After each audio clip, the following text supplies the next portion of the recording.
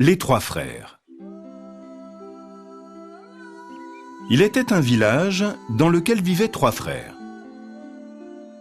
L'aîné prit son arc et ses flèches et s'en alla chasser.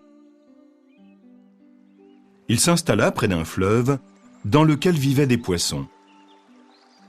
Il banda son arc et une flèche toucha un poisson que le frère plaça sous une pierre.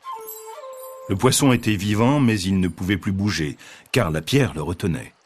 Le frère avançait toujours, et à chaque fois la même scène se répétait. Il attrapait les poissons et les mettait sous une pierre. Mais une fois, la flèche atterrit dans une racine d'arbre. De la racine s'écoula un liquide blanc. Le frère se dit « C'est ainsi que pleure l'arbre à pain ». Il vit que celui-ci portait plus de fruits que de feuilles. Le frère déposa son arc et ses flèches et grimpa à l'arbre. Il prit une branche recourbée pour faire tomber les fruits. L'un d'eux tomba sur le toit d'une cabane qu'il n'avait pas vue et qui se dissimulait sous l'arbre.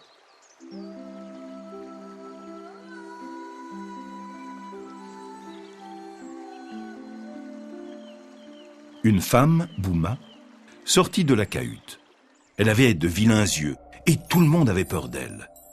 Elle volait les enfants des gens du village. Elle cria au frère « Qui touche à mon arbre à pain ?» Le frère tremblait, tout comme la branche qu'il tenait, mais il répondit « C'est moi et mes frères. »« Appelle-les » dit Bouma. « Frère » appela-t-il. Et tous les poissons qui étaient retenus par des pierres pour ne pas se sauver répondirent. Bien que Bouma fût en colère, elle dit « Bon, cueillez donc. Les fruits sont à moi et à vous. » Le frère descendit de l'arbre, enveloppa ses fruits, prit son arc et ses flèches et retourna au fleuve. Il continua à attraper des poissons, puis il les enleva de dessous les pierres et les enveloppa dans une grande feuille. Alors, il rentra chez lui. Il fit cuire sur le feu les fruits de l'arbre à pain et les poissons, et il mangea. Ses frères, attirés par l'odeur, salivèrent en voyant les poissons et les fruits de l'arbre à pain. « Nous avons faim, donne-nous au moins les peaux, demandèrent-ils. « Ce qui est à moi, dit le frère aîné. Et il mangea tout seul.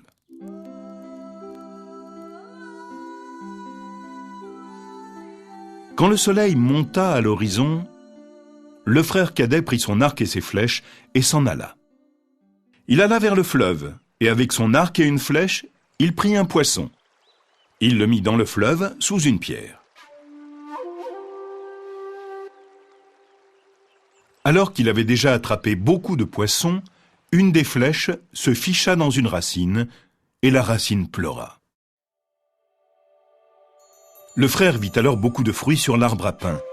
Il se réjouit et se dit « C'est à cet arbre que s'est nourri mon frère. » Il déposa à terre son arc et ses flèches, brisa une branche recourbée et fit tomber des fruits.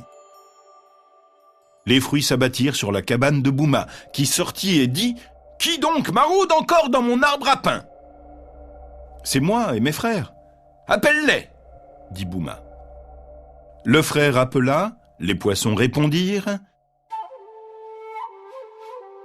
et Bouma dit aussitôt « Fort bien, cueillez donc. Les fruits sont à moi et à vous. » Le frère cadet descendit de l'arbre, ramassa les fruits et les enveloppa dans un grand baluchon. Il chercha les poissons, les emballa dans une grande feuille et s'en alla. À la maison, il fit un grand feu et mangea.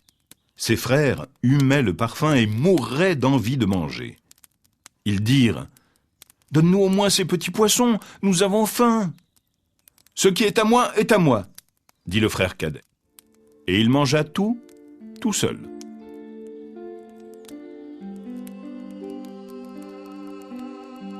Le lendemain, le Benjamin prit son arc et ses flèches et se mit en route.